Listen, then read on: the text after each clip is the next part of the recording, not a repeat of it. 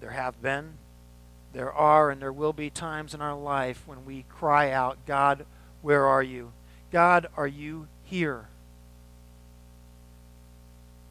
I need to know, God, that you're there. And his answer is, I am. I'm here. I'm present.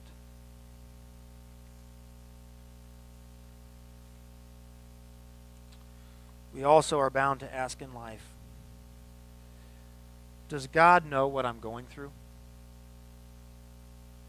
God, hello? Do you see what's happening here? Do you know what I'm going through? And I suppose, more importantly, God, if I follow you, do you really know what you're doing? All of us have been in a situation in life at one time or another where we were engaged in some activity with someone else who was sort of in charge, and we had some questions about whether this was going to turn out safe. You've probably all had that feeling at one time or another if you've spent any time with Jerry. And you say, Jerry, are you sure you know what you're doing?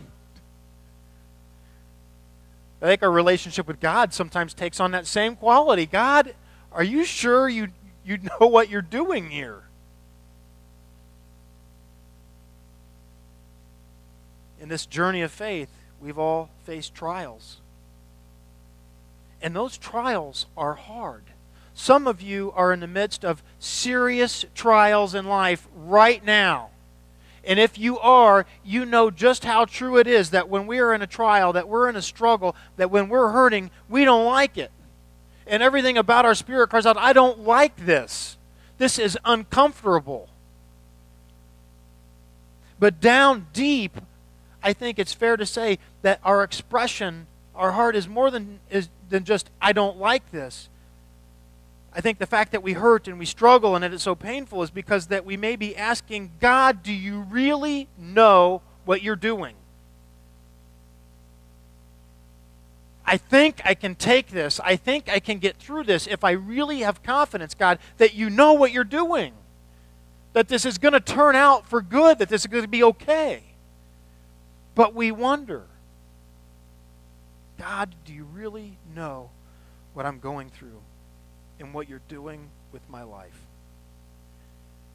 The answer brings us to God's divine attribute of omniscience. It means all, omni, knowledge, science.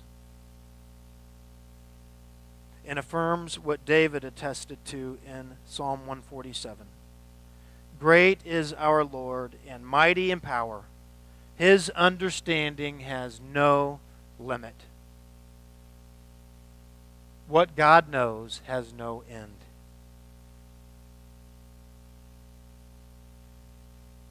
In Hebrews 4:13, that author wrote that nothing in all creation is hidden from God's sight. There's nothing going on someplace that God isn't aware of. And in Romans 11:33, Paul wrote, "Oh, the depth of the riches of the wisdom and knowledge of God. How unsearchable his judgments and his paths beyond tracing out." God knows everything. God is fully aware.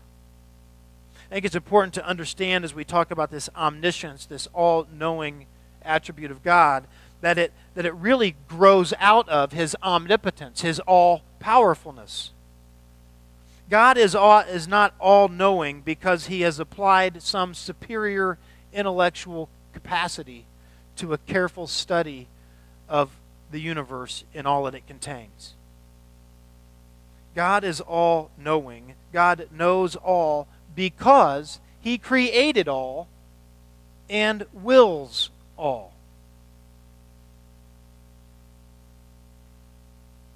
Put differently, God cannot know all about the universe unless he controls everything that happens in the universe.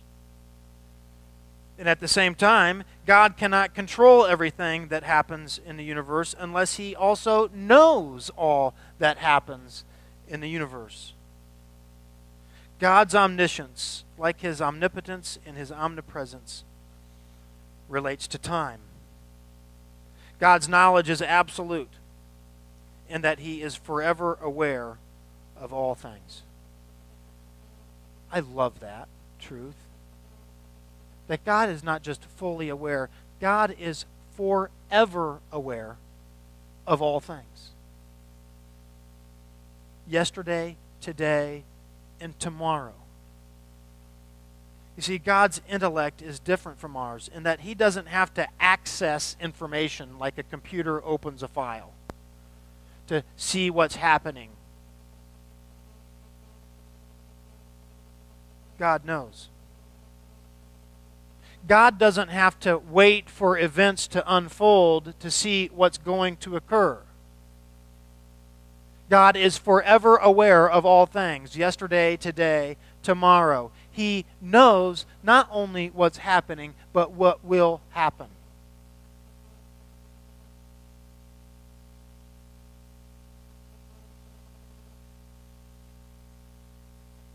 We might think, well, that's great. I can probably buy that. And God knows everything that's happening and is going to happen in the world, but why should we ever be so brazen as to suppose that He knows and is aware of and cares about the things that are happening or going to happen in my little life? It's important for us to know an answer to that query, that God's omniscience has a fundamental role in His dealings with us. He spoke through the prophet Ezekiel and saying, I know what you are thinking. I know you. And the Bible tells us, God tells us, that I knew you, each and every one of you, intimately. I knew each and every one of you completely before you were ever born. Before I even laid the foundations of the earth, before there was an earth, God had a total awareness of Erica. Isn't that amazing? That He was on her mind as He was forming the earth. You know, last week we talked about God, this picture of God forming the earth as this big dance floor. And saying, you know, we ask, God, what's that earth for? If you don't need it, if it can't make you any more complete, what's it for? And He says to us, I've made that dance floor for you, so you could dance with me. As He's thinking that and doing that, He's thinking about each and every one of us. Then, that's an amazing thing. He has plans for us. His plans aren't just grand schemes of the universe. His plans are for His people, His created image bearers. In the 40th Psalm, David, remembering this, says, Many, O Lord, my God, are the wonders you have done. The things you have planned for us, no one can recount to you. But the plans of the Lord stand forever, the purposes of His heart through all generations. And through the prophet Isaiah 46, God says, what I have planned, I will do. This is an amazing truth. That God looks into the souls, into the very midst of the lives of every one of us and says, I have a plan for you. And what I have planned for you is good. It's more than good. It's wonderful. Follow me. Follow me. Follow my plan. You know what? I don't just know what's happening on the ground right now in your life. I know what's coming, and I have a plan. And it's good. And that which I plan, I will do. You want to make it? Are you struggling now? You want to make it? Follow me. I have a plan.